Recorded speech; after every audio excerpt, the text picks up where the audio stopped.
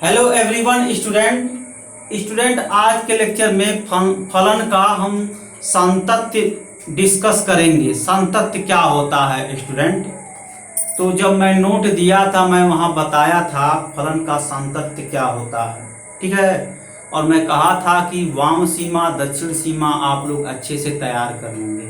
वाम सीमा को हम अंग्रेजी में लेफ्ट हैंड लिमिट बोलते हैं, दक्षिण सीमा को हम अंग्रेजी में राइट हैंड लिमिट बोलते हैं, और सांतत्य को हम अंग्रेजी में कंटिन्यूटी बोलते हैं, ठीक है ना स्टूडेंट। तो सांतत्य क्या होता है यही आज हम डिस्कशन करेंगे स्टूडेंट। तो स्टूडेंट काशी साहब ने सांतत्य का क्या परिभाषा दिए वही हम बताएंगे स्टूडेंट। एक जो है शॉर्ट परिभाषा आपको याद रखना है। वो क्या याद रखना है? उस फार्मूले को आप याद रखेंगे, मतलब उस डिफिनीशन को याद रखेंगे तो आपका जो है मैक्सिमम प्रॉब्लम सॉल्व होगा। आपको क्या याद रखना है? सिंपल सा चीज याद रखना है कि फलन एफ सतत है, संतत है बिंदु x इक्वल टू ए पर यदि limit x tends to A F x is equal to F A. आपको ये याद रखना है स्टूडेंट। अगर किसी फंक्शन का पॉइंट ए पर लिमिट आप निकाल रहे हैं और वह लिमिट एफ ए के इक्वल हो जा रहा है तो ऐसे में हम बोल देंगे कि फलन x इज इक्वल टू ए पर संतत है ना स्टूडेंट, बोल देंगे। तो इसको थोड़ा और डिस्क्राइब करेंगे तो यह होगा left hand limit at x is equal to A of F x is equal to right hand limit at x is equal to A of F x is equal to at x is equal to A F X. ये तीनों value equal हो जाता है student तो हम बोलते हैं फलन एफ एक्स संतत है बिंदु x इज इक्वल टू ए पर, है ना स्टूडेंट। हम क्या कहते हैं? एफ एक्स संतत है बिंदु x इज इक्वल टू ए पर। कब? जब x इज इक्वल टू ए पर फलन का वाम सीमा निकाल लीजिए, x इज इक्वल टू ए पर फलन का दक्षिण सीमा निकाल लीजिए, x इज इक्वल टू ए पर फलन का वैल्यू निकाल लीजिए। ये तीनों क्या हो जाए?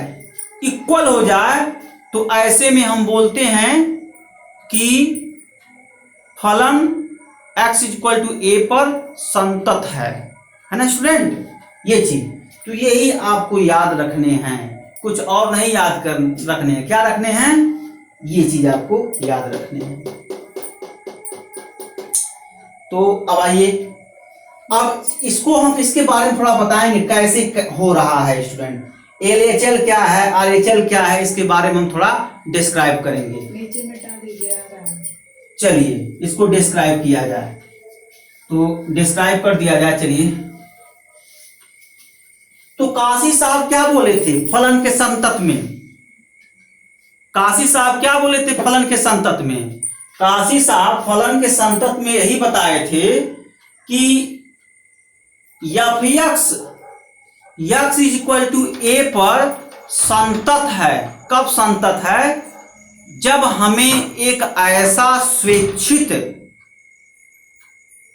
संख्या मिले एप्सिलॉन जो ग्रेटर देन 0 हो, शून्य ना हो, और उसी पर निर्भर करता हुआ एक ऐसा डेल्टा मिले। इस प्रकार से डेल्टा मिले कि डेल्टा एप्सिलॉन पर डिपेंड करे।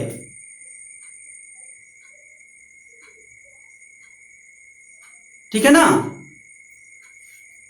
तो mod F x minus F A less then epsilon x के सभी मान के लिए mod x minus a less than delta, यदि इनइक्वालिटी प्राप्त हो रहा है तो उसको हम सतत बोलते हैं।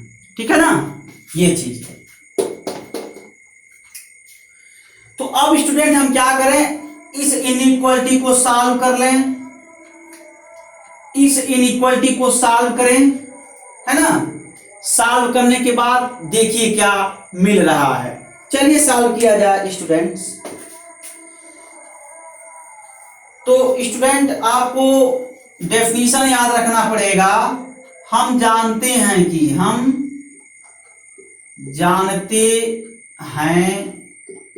क्या जानते हैं, मॉड एक्स, इस पर लिमिट भी फाइंड आउट किए होंगे आप लोग क्लास 11th में। इसका लिमिट, ये ब्रांच फंक्शन है स्टूडेंट, क्या है, ब्रांच फंक्शन है। तो इसका लिमिट भी फाइंड आउट किए होंगे आप लोग, ठीक है ना।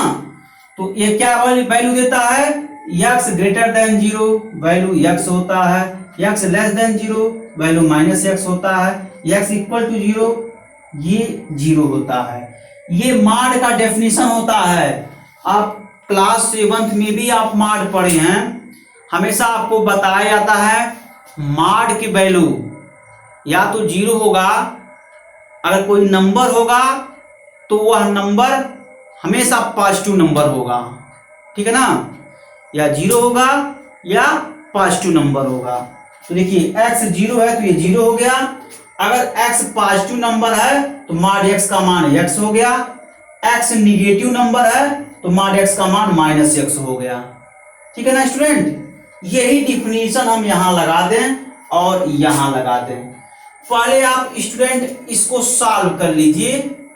वैसे मैं नोट में जो है दोनों इकट्ठे सॉल्व किया हूं तो कंफ्यूजन में पड़ जाएंगे, हम अलग अलग यहां सॉल्व कर रहे हैं। पहले इसको सॉल्व कर लीजिए, फिर उसके पश्चात इसको सॉल्व करेंगे, ठीक है ना स्टूडेंट्स। चलिए इसको सॉल्व किया जाए। F x minus F A less then epsilon.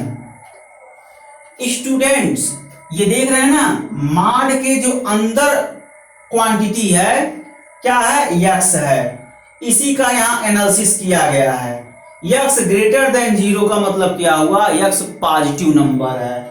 तो मॉड के अंदर क्वांटिटी क्या है, F x minus F a है। तो यहां आप लिख सकते हैं F x minus F A is positive number, ठीक है ना, पॉजिटिव नंबर। मतलब आप हिंदी में लिखिए F x minus F A greater than 0, ये पॉजिटिव नंबर है। F x minus F A 0 से बड़ा है मतलब पॉजिटिव नंबर है। जब ये पॉजिटिव नंबर है मतलब जब धन संख्या है, तो जब धन संख्या है तो इसका मान क्या होगा, जो मॉड में क्वांटिटी होता है वही क्वांटिटी यहां लिखा गया है। तो मॉड में कौन सा क्वांटिटी है, F x minus F a है, तो F x minus F A हो जाएगा और ये लेस देन एप्सिलॉन हो गया। क्या हो गया स्टूडेंट, लेस देन एप्सिलॉन हो गया। आपके सामने लेस देन एप्सिलॉन है ना स्टूडेंट्स। अब क्या करेंगे, इस इनइक्वालिटी में आप एफ ए ऐड कर दीजिए, इस क्वांटिटी में एफ ए ऐड कर दीजिए, इस क्वांटिटी में भी एफ ए ऐड कीजिए, मतलब जोड़ दीजिए, या फिर कोई इसे क्वांटिटी में जोड़िए, यहां भी जोड़िए, जोड़ दीजिए। तो एफ ए, सॉरी स्टूडेंट ये एफ एक्स है, F x minus F A plus F A, epsilon plus F A, ये इनइक्वालिटी सेम होगा, इनइक्वालिटी सेम होगा। स्टूडेंट इनइक्वालिटी में आप एनी नंबर ऐड कर रहे हैं या सब्ट्रैक्ट करें या मल्टीप्लाई करें या डिवाइड करें तो इनइक्वालिटी चेंज नहीं होता है। हाँ, यदि मल्टीप्लाई निगेटिव नंबर से करते हैं तो इनइक्वालिटी चेंज होता है। लेस देन का इनइक्वालिटी ग्रेटर देन में चेंज होता है। कैसे चेंज होगा मैं बताऊंगा, ठीक है, बस इतना समझिए। कि इनइक्वालिटी में किसी नंबर को जोड़ देते हैं तो इनइक्वालिटी चेंज नहीं होता है। फॉर एग्जांपल देखें 2 लेस देन 5, इसमें किसी नंबर से जोड़िए, मान लीजिए 100 जोड़ दीजिए, 2 plus 100, 5 plus 100, simplify 102, simplify 105, analysis कीजिए, हमेशा इससे बड़ा होगा। देख लीजिए इनइक्वालिटी नहीं बदला ना। ऐसे ही एफ से मैं ऐड किया हूं, इसमें भी मैं एफ ऐड कर दिया हूं और इस क्वांटिटी में भी एफ ऐड कर दिया हूं, इनइक्वालिटी नहीं बदला। अब इसको सॉल्व कीजिए, कैंसिल आउट, तो F x less than f ए प्लस एप्सिलॉन हो गया, एफ ए प्लस एप्सिलॉन हो गया, है ना स्टूडेंट। देखिए आपके सामने f x less than f ए प्लस एप्सिलॉन आ गया, है ना। अब इसको आप इनइक्वालिटी फर्स्ट कहिए, इनइक्वालिटी फर्स्ट हो गया। अब आगे देखिए,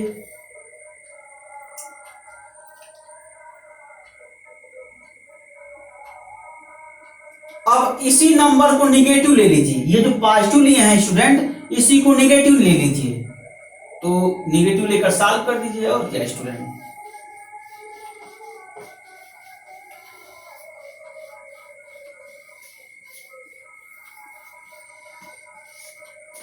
इसको क्या लेंगे, निगेटिव नंबर लेकर इसको सॉल्व कर दीजिए।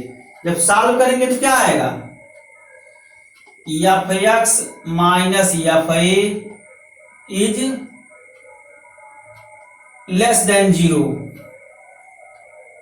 तो स्टूडेंट जब ये क्वांटिटी, जरा देखिए ये क्वांटिटी क्या है, निगेटिव नंबर है, ये मॉड एक्स का डेफिनेशन है, ये क्वांटिटी निगेटिव नंबर। देखिए मॉड के अंदर क्वांटिटी एक्स है, यही एक्स निगेटिव नंबर है। जब ये निगेटिव नंबर है तो मॉड एक्स का मान देखिए क्या मिल रहा है, इसी एक्स में माइनस से मल्टीप्लाई करके लिखते हैं, देखिए माइनस से मल्टीप्लाई करके लिखा गया है ना।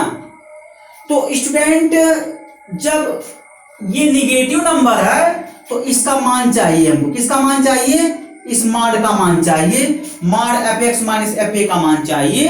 तो इसके डेफिनेशन से, किसके डेफिनेशन से, मॉडुलस के डेफिनेशन से F x minus F A में -1 से गुणा कर देंगे, यानी student minus time of F x minus F A होगा, है ना, ये चीज। और ये लेस देन क्या होगा, एप्सिलॉन होगा, है ना स्टूडेंट। अब क्या करेंगे, माइनस से मल्टीप्लाई कर देंगे, है ना, माइनस से मल्टीप्लाई कर देंगे। अभी अभी हम कह रहे थे स्टूडेंट, अगर नेगेटिव संख्या से मल्टीप्लाई करेंगे तो इनइक्वालिटी चेंज हो जाता है, मतलब जो लेस देन का इनइक्वालिटी है वो ग्रेटर देन के इनइक्वालिटी में चेंज हो जाता है, और जो ग्रेटर देन का इनइक्वालिटी है वो लेस देन के इनइक्वालिटी में चेंज हो जाता है। For example 2 less than 3, minus से गुणा करिए, 2 गुणे -1, 3 गुणे -1, ये कितना हो जाएगा, -2, ये कितना हो जाएगा, -3। इनमें कौन बड़ा है कौन छोटा है, -2 3 से बड़ा है ना स्टूडेंट। तो वही काम इसमें करेंगे, माइनस से मल्टीप्लाई कर दीजिए, तो ये इंट प्लस हो जाएगा, F x minus F A greater then minus epsilon, और एफ ए क्या करेंगे, ऐड कर देंगे, एफ ए क्वांटिटी ऐड करिए, तो F x minus F A plus F A greater than f A minus epsilon, ये कैंसिल आउट, तो F x greater than f ए minus epsilon, ये आपका हो जाएगा स्टूडेंट सेकंड हो जाएगा। अब इसी को कंबाइन कर लीजिए, कंबाइनिंग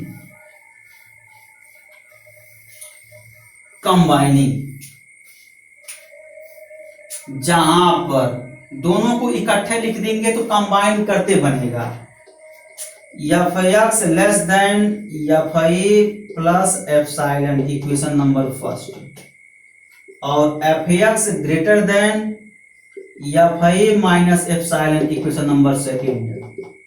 अब इसको कंबाइन कर दीजिए, तो जब कंबाइन करेंगे तो क्या आएगा स्टूडेंट, जब कंबाइन करेंगे तो आएगा F x less than f ए minus epsilon, sorry plus epsilon greater than f ए माइनस एप्सिलॉन।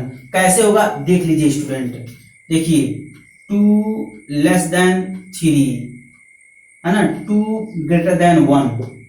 देखिए स्टूडेंट जरा मिलाइए, ये इनइक्वालिटी किसके जैसा है, इसके जैसा है, और ये इनइक्वालिटी नीचे 2 ग्रेटर देन 1 ये आपका इसके जैसा है ना, ये है ना। 2 लेस देन 3 इनइक्वालिटी आपका लेस देन वाला है, और 2 greater than 1 inequality greater than वाला है।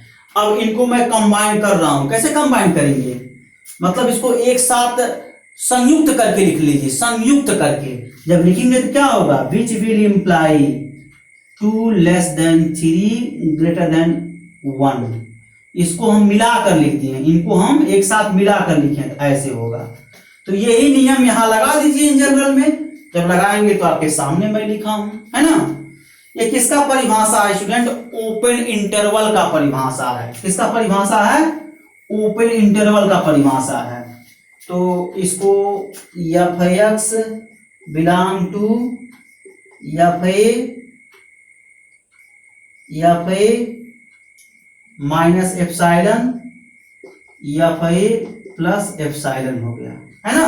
ये मतलब मेरे कहने का मतलब यह है स्टूडेंट, ये एफ एक्स एक प्रकार का सेट बन गया। क्या बन गया, सेट बन गया, है ना। इस तरीके से, हालांकि मैं नोट में इसका जिक्र नहीं किया हूं, लेकिन आप लिख सकते हैं। ये क्या है, एक प्रकार का सेट है। सेट का परिभाषा बताया गया होगा, सुस्पष्ट सुपरिभाषित शब्द को समुच्चय बोलते हैं, है ना।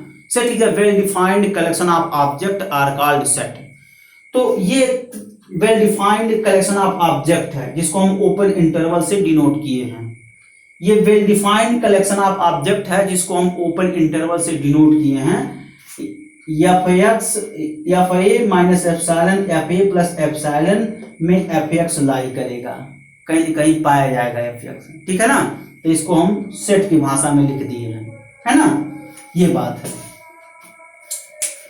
अब स्टूडेंट अब मॉड वाले क्वांटिटी को सॉल्व कीजिए। ये तो रहा, आप जो है इसको सॉल्व किए हैं। जो सेकंड में x के सभी मान के लिए जो इंटरवल है mod x minus a less than delta, उसको भी आपको सॉल्व करना है। चलिए सॉल्व किया जाए स्टूडेंट्स, इतना है।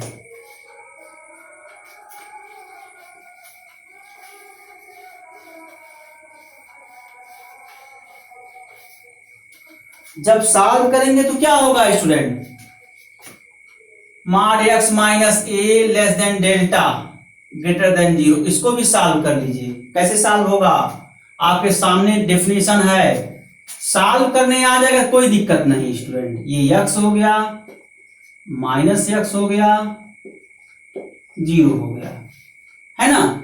चलिए सॉल्व किया जाए स्टूडेंट्स। जब सॉल्व करेंगे तो क्या होगा, पहले क्वांटिटी पॉजिटिव लीजिए। देखिए जो मॉड के अंदर का क्वांटिटी, ये मॉड है, ये निरपेक्ष मान है, यानी ये मॉड है, मॉड के अंदर क्वांटिटी, यही एनालिसिस है। छोटा बड़ा छोटा 0, ये एनालिसिस होगा बड़ा छोटा 0 का। चलिए इसको पॉजिटिव नंबर लिया जाए। यदि x माइनस ए एक धन संख्या है, एक धन संख्या है, ठीक है ना स्टूडेंट, धन संख्या। जब यह धन संख्या होगा तो इसका मान क्या होगा, x माइनस ए ही होगा। तो x minus a less than delta, इसमें a जोड़ दीजिए, x minus a plus delta, inequality same होगा। किसी नंबर से आप ऐड करेंगे यानी जोड़ेंगे तो इनइक्वालिटी वही रहेगा, इसे cancel, x less then a plus delta, है ना स्टूडेंट। ये इनइक्वालिटी आपका हो जाएगा प्लस हो गया।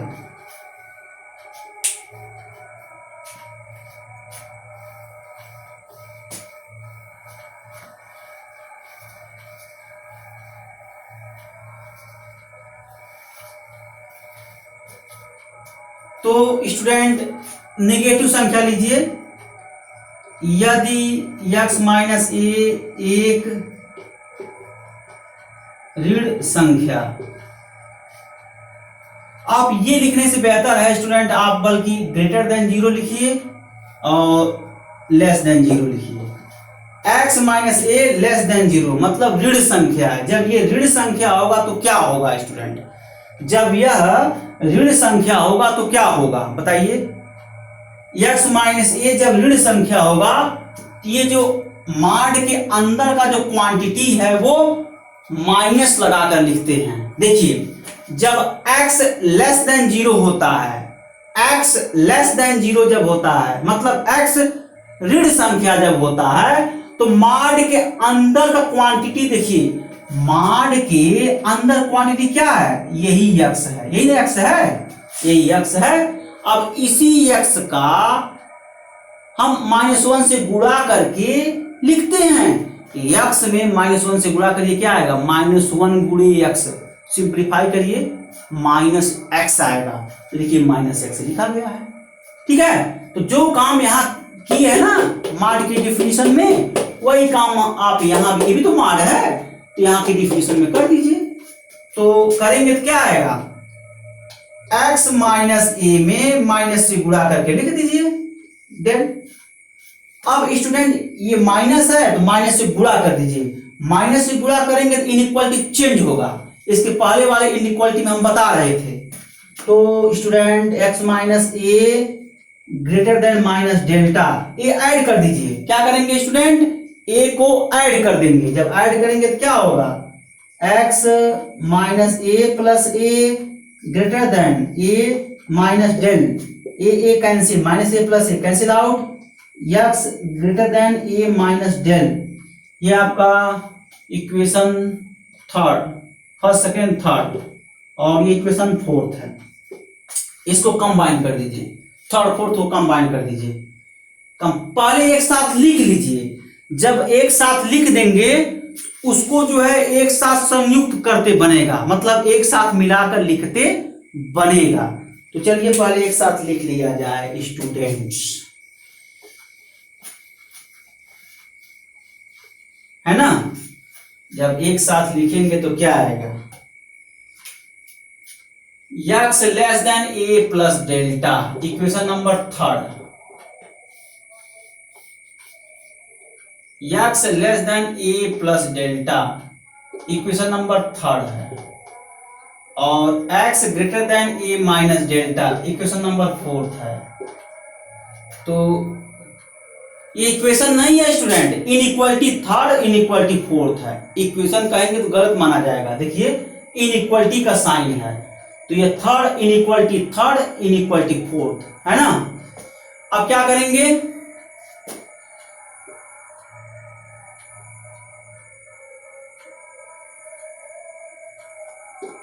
थर्ड और फोर्थ को एक साथ मिलाकर लिखने पर, थर्ड और फोर्थ को एक साथ मिलाकर लिखने पर, तो जरा मिलाकर लिखा जाए स्टूडेंट, मिलाकर लिखिए। क्या होगा जब मिलाकर लिखेंगे? तो x less than a plus delta, A minus delta. कैसे लिखे हैं student? 2 less than 3, 2 greater than 1, which imply 2 less than 3 2। आप जब ये समझ जाएंगे ना स्टूडेंट, तो इससे हम ये जो मैं लिखा हूं आप समझ जाएंगे, कोई दिक्कत नहीं, है ना। ये हो गया। तो इसका अब इस सेट की भाषा में लिख लीजिए, x belong A minus delta A plus delta, है ना। अब चलिए मैपिंग बना दिया जाए इसका। जब मैपिंग बनाएंगे ना तब स्पष्ट समझ में आ जाएगा आप लोगों को। चलिए आप स्टूडेंट, आप एक चीज और लिखे थे, f(x) किए थे, f(x) belong f minus epsilon f plus epsilon. ये आपका डोमेन है और ये कोडोमेन है। कोडोमेन के एलिमेंट को रेंज बोलते हैं, ये जान लीजिए, है ना। तो ये आपका क्या है? डोमेन है और ये कोडोमेन है। चलिए मैपिंग बनाया जाए स्टूडेंट। मैपिंग बनाएंगे और वहां से लेफ्ट हैंड लिमिट और राइट हैंड लिमिट स्पष्ट दिखेगा। चलिए बनाया जाए।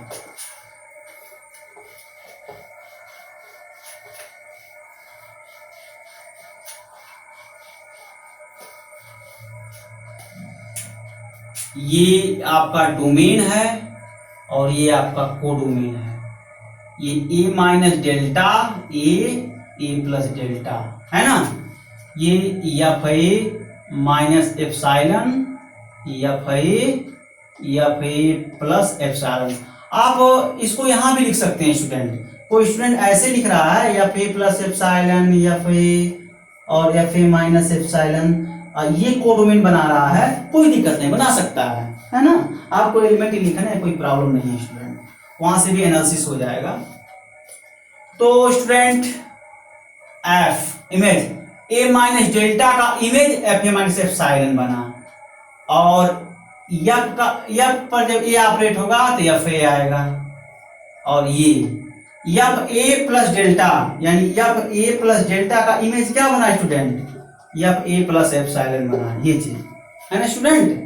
एफ इस पर ऑपरेट होगा इमेज ये बनेगा, एफ ए पर ऑपरेट होगा तो एफ ए आएगा, F operate A minus delta F A minus epsilon बना, है ना स्टूडेंट, ये चीज। तो स्टूडेंट आगे देखिए क्या है, यहां से पहले जिक्र करें, यही कंटिन्यूअस का डेफिनेशन है। एफ ए पर ऑपरेट होता है तो एफ ए होता है, तो जैसे जैसे एक्स ए की तरफ अग्रसर होता है वैसे वैसे एफ एक्स एफ ए की तरफ अग्रसर होता है। This point is very important, फिर से सुने, एक्स जैसे ए की तरफ अग्रसर हो रहा है तो एफ एक्स वैसे ही एफ ए की तरफ अग्रसर होगा। इसी को तो सतत बोलते हैं स्टूडेंट, यही आपका सतत है, यही से पहचानते हैं। देखिए यही जो इमेज है यही से हम पहचानते हैं। ये जो मैं घेर दिया हूं इसको भी देख सकते हैं आप।